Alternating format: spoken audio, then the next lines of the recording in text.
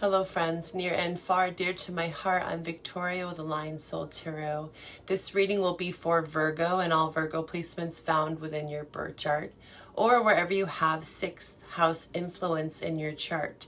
If you are unfamiliar with any of these placements, just know that I offer personalized birth chart and synastry relationship readings. These sessions are deeply insightful and offer clarity for all your questions. Each session includes a comprehensive 2-question tarot spread, detailed birth chart notes, where we dive into the archetypes hidden within your birth chart. You also get a private pre-recorded video to reflect on at any given stage in your journey. In this reading, we will discuss astrology for sun descendant signs, tarot, and oracle messages. Your love reading will be linked in the description box below. There always seems to be some crossover, so I highly encourage you to watch for both readings and also for your other placements to gain some more perspective. We are in Pisces season, your opposite.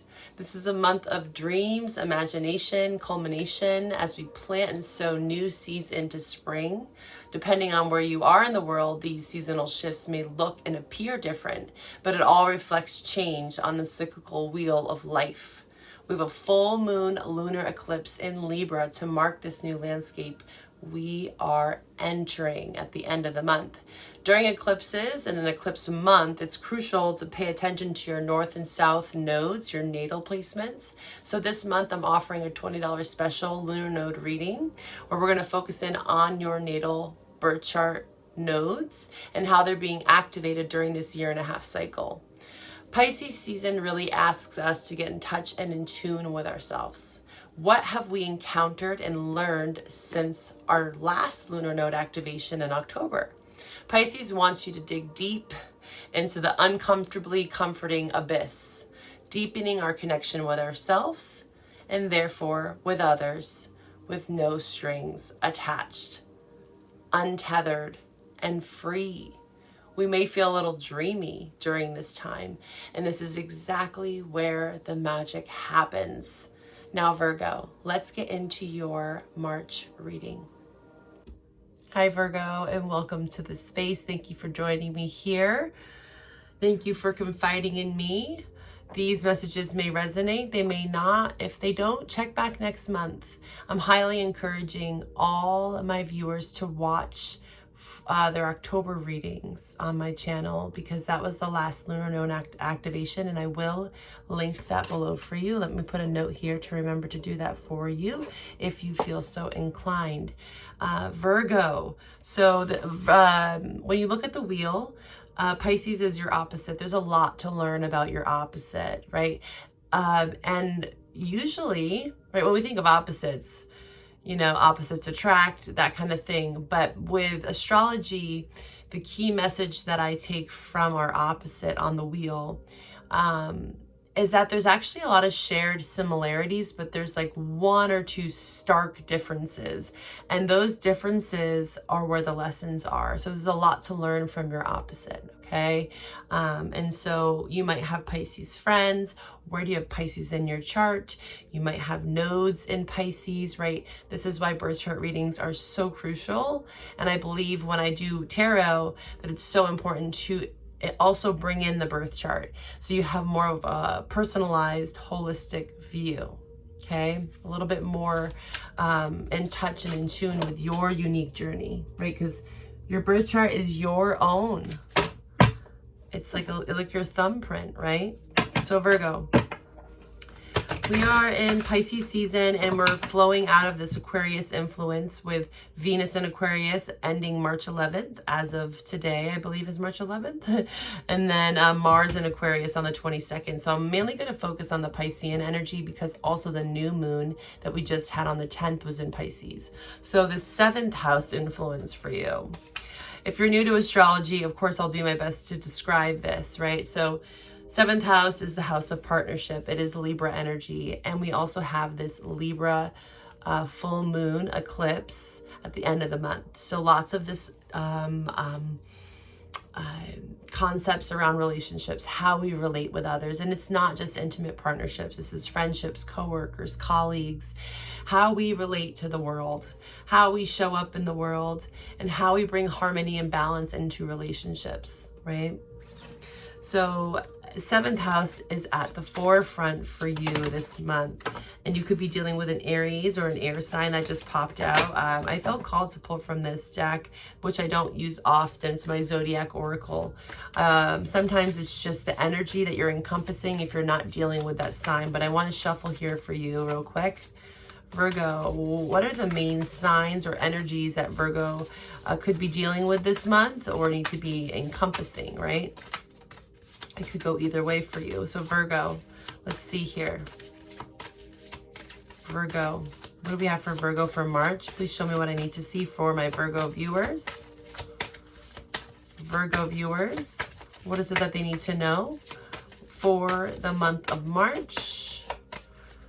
What is it that they need to know? Oh, okay. Aries showed up again.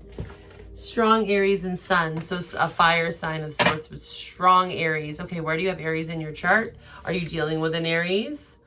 Okay, this message might really resonate for you, okay? So the full moon lunar eclipse in Libra on the 24th, 25th, and with any eclipse month, we are feeling it usually a month before and a month after, right? Just like in October readings, I suggested that in September. There's a lot around preparation, and also with March, and again, during September, there is this cyclical change, the seasonal shift, and you see how it's correlating with the eclipse.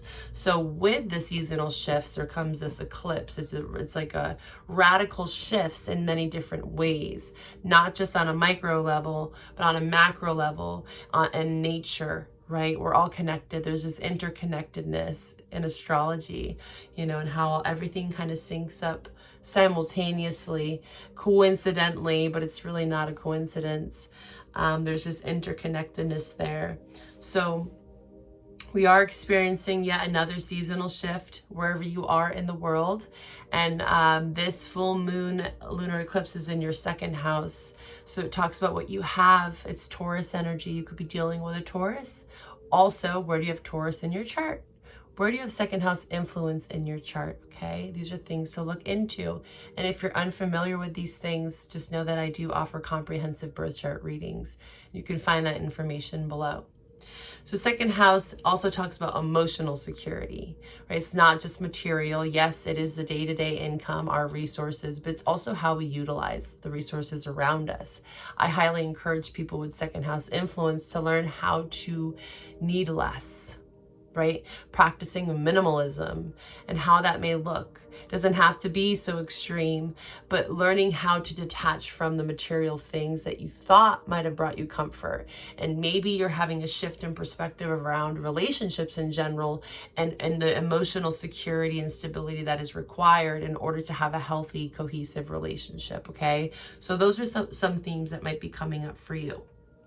Let's pull from the Wild Unknown Oracle here to start off your March reading. What do we have for Virgo, my Virgo viewers? The Medallion and the Creator. Oh, you could be an artist, the Starborn. You could be dealing with an Aquarius. They also had that. The Shadow. The Creator here with the Medallion. So I just actually got this deck. So I'm going to pull from my book here because some of these cards are really new to me. Sorry, things are falling. Some of these cards are fairly new to me and I've actually never gotten the Medallion. So I'm really intrigued to read about that for you. So the Medallion is a tool. Let's see, 183. So this is going to be some sort of tool that you can utilize, just like tarot and astrology is a tool, right? There's many different tools that we can add to our tool belt. I'm getting reminded of the Magician, which is also mercurial energy, which you share with Gemini.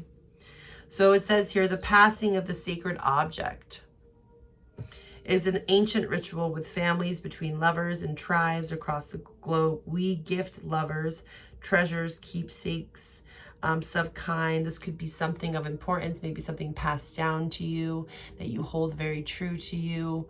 I'm also getting a side message, you know, like when someone passes in a family, like fighting over who gets what, you know, those things can come up and it can destroy families, and it's actually quite sad. But that message is coming up, you know. An object, again, this is about objects, what you have, okay? So there is something significant around some sort of object. Maybe it is a piece of jewelry that hold great material value, others that hold emotional resonance, and still others with both. Yet when these gifts are bestowed upon us, is it important to recognize that they may bind us to an unspoken agreement or promise, kind of like a wedding ring.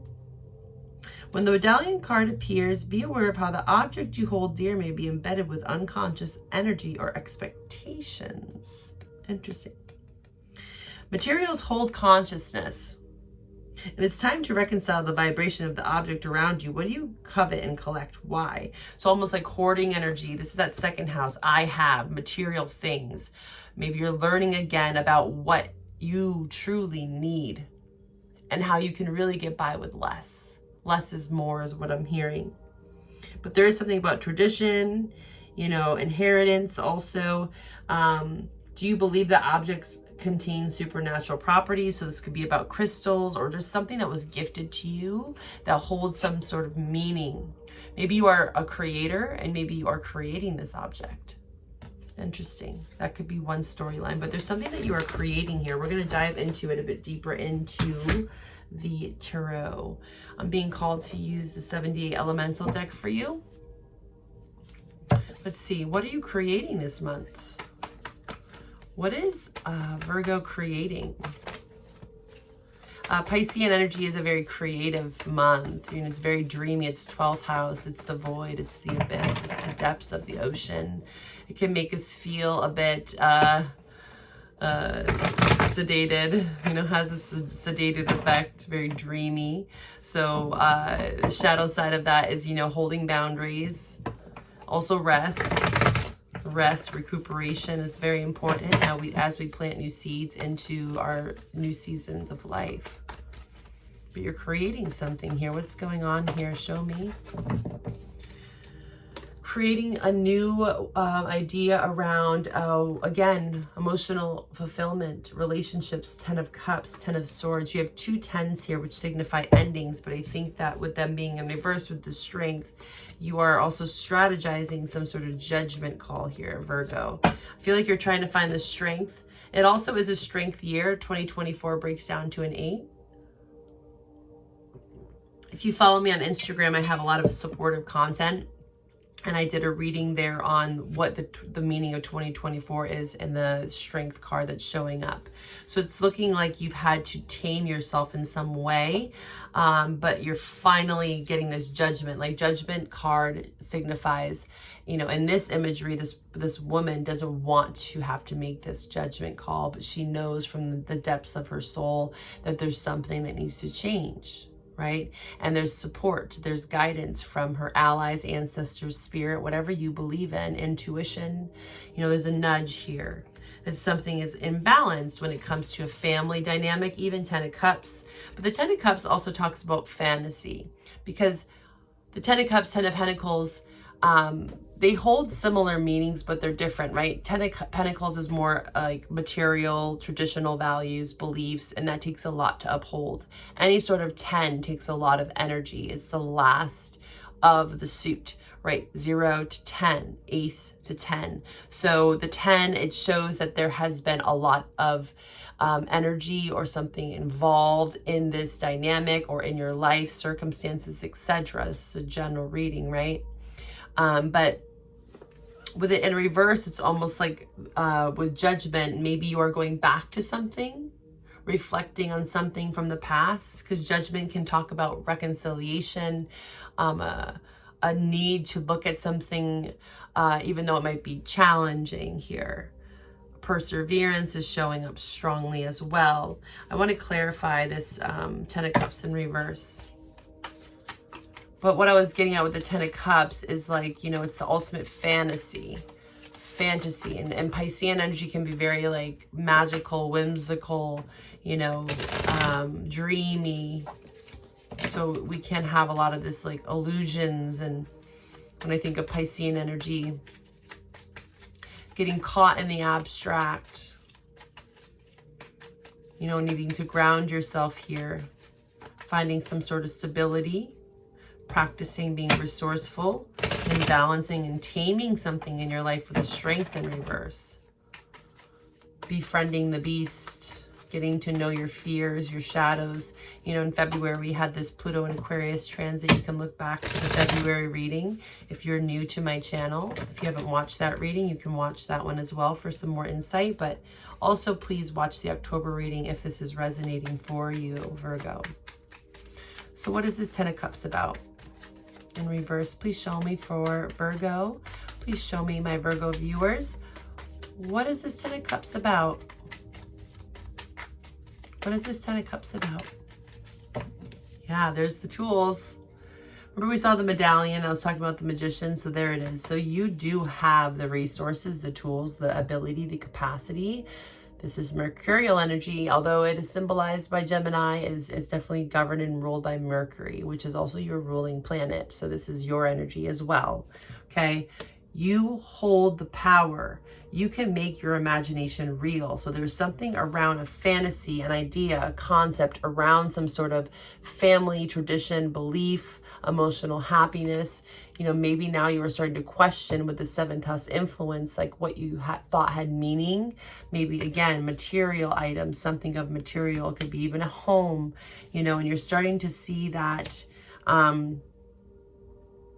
it's not a facade. It doesn't have to be a fantasy. Like, you can actually ground this and make this into something real, something that's going to be long-standing even. But it does take you making some sort of choice here with a judgment, and also getting over the past pain, hurt, betrayal. You are like looking like you are creating something with the Magician and the Creator card. This is a highly creative month for you. Remember, Pisces is your opposite, so there's a lot to learn this month, a lot that you're learning about yourself and what does truly make you happy. But with the Magician, it's like taking the power back into your hands. Creative power, skill, a lot around creating something. Like, you could be an artist, something, some sort of idea you have that you want to create. It looks like there's a green light here to do so. All right, let's see. I want to pull from this deck. What other advice do we have for Virgo for the month of March? Let's see what we have for you here for March. What's some advice for Virgo? A pause. Yeah, there's like death of an idea is what I'm seeing, and you're creating something new. Magician, the Creator, something that held value with the medallion. You're now seeing it from a different perspective, it's looking like. Death is here on the bottom, and I think this death is creating, again, you want more safety, you want more serenity in your life, and there's this pause this month. Who else got this card? Sagittarius. I believe Scorpio as well. They both got this, or Libra. Yeah, there was, I'm sorry, I can't remember, but it was just one of the recent readings. There was pause, which is showing up in the collective because it's Piscean energy. Again, like I said, we are changing seasons. With the seasonal shift and the eclipse, there's the pivotal change, and we start to see it in our environment, right, in nature. And that is very much reflected with what's going on within. But there's a desire here. There's something blooming and blossoming for you. There's a flower here, so gardening. Maybe you are creating a garden for yourself, but there's some sort of desire to create something new. Again, green light. I'm getting major green lights, whatever sort of creative hobby, endeavor, relationship. This is a general reading. Remember, you can get a private reading to get more specific if this is resonating. I saw the Justice and the Empress. You could be dealing with a Libra or a Taurus. But the Empress is about growth. Oh, Justice, yeah. There's something being balanced out this month. Interesting. Right around that full lunar eclipse in Libra in your 2nd house, there is a judgment again. reconciling differences with someone, creating a new way of thinking, being, creating some more safety for yourself. There's a desire to create some more security and safety, emotional stability, and it looks like with the Justice, it's coming in for you. And I'm highly feeling like that's going to be around 4 days before and 4 days after that full moon, okay? I'm going to be providing a lot of extra support 4 days before and after on my Patreon channel, so if you want to follow me over for exclusive content, you can find the link below. I also do extended love readings for all 12 zodiac signs there, and you get 20% off all the time on all my services. But Justice, what's this about? Karmic justice. This is South Node in Libra. Something's being balanced out here. Ace of Wands, Emperor, wow. You are walking away from Aries, strong Aries. You could be dealing with an Aries, or where do you have Aries in your chart? That is coming up strongly. Fool with the Emperor is both Aries energy or Taurus. Those two placements. We have the Ace of Wands. Creating something new. You are the master creator this month, Virgo. There's limitless potential for you, but it is requiring you to make some sort of new change. Look at this, 8 of Cups, Chariot to the Fool. This could be moving away from something that's not emotionally fulfilling, right? Creating that emotional safety in your life. It might be a bit risky. Maybe others might be judging you because the Fool, you know, can seem and appear to be a bit restless. But it's looking like you have taken some time to think about this 4 of Swords, and now it's here. March is signifying a huge shift for you. And again, it could be a masculine that's coming in, an Aries in particular, that wants to have a new beginning with you. But it does require you maybe leaving someone behind. Maybe you're leaving an Aries, right? And then you're taking this journey alone, because the Fool is an independent journey. But the Ace of Wands is like this creative fire, this creative balance within you, creative harmony. No more feeling like half-assed relationships or projects, like really seeing a clear vision. I'm getting a song, I can see clearly, I can't talk. I can see clearly now, the rain is gone. Right, we're coming into spring, there's bits of sunshine, especially here in the Northwest. We're like, any sun we can get, we'll take it. You're seeing something more clearly around a past relationship here, it's looking like. Again, there could be a return of something. It could very well be that. Ace of Wands on the bottom there, wow. Something that lights you up. It's like hope, rejuvenated hope again. Feeling like maybe you're coming out of a slump, coming out of conflict, a moon energy. Look at Ace of Wands again. Sexual chemistry for sure. But it doesn't have to be with someone else. The Ace of Wands can just be, again, a newfound hope, optimism. It's fire energy, it's wand energy, it's go-getter, achieving, right? North Node in Aries that we're currently experiencing. And we are entering into Aries season next month. So again, this could be preparation, and a lot of this energy is going to be showing up for you more in Aries season, okay? I'm going to pull from the Moonology, and then we're going to take this over to the love reading. You can find that link below if you want to join me for that reading. If not, this is where we part. I'll see you next month, but check out my services if you are needing some extra support and guidance.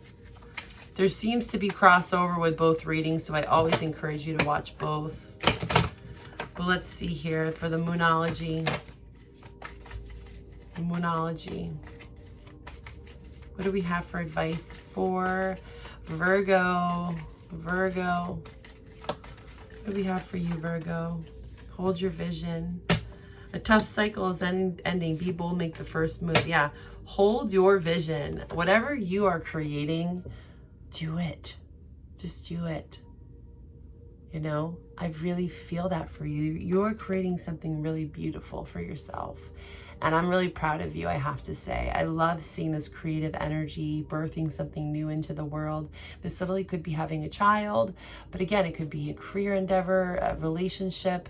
If you're questioning it all and you have any fears, you know, Virgo, I know sometimes you can struggle with that self-criticism and negative self-talk. And I just want to urge you this month, the messages is coming very clear that you have to believe in yourself, right? Emperor energy, Fool. It's like, take a risk, take a chance, try something new. If you feel intuitively that you just know in your heart this is where your passion lies with all this fiery energy, then you know you have to feel that and you have to move with it. You have to take action, right? And it allows like tough cycles to end, right? We did see the Ten of Swords there earlier. So that was in reverse, which is lovely to see. It looks like you're letting those swords go. You're starting to clear away some of the mental fog, the fear, the shame, the guilt, the worry, the regret. And you're starting to move into something new here with a lot of clarity and a lot of like artistic vision and inspiration. And you're creating something that I think is going to benefit a lot of people. Okay. I hope these messages resonated. If this is where we part, I'll see you next month. Bye for now, Virgo.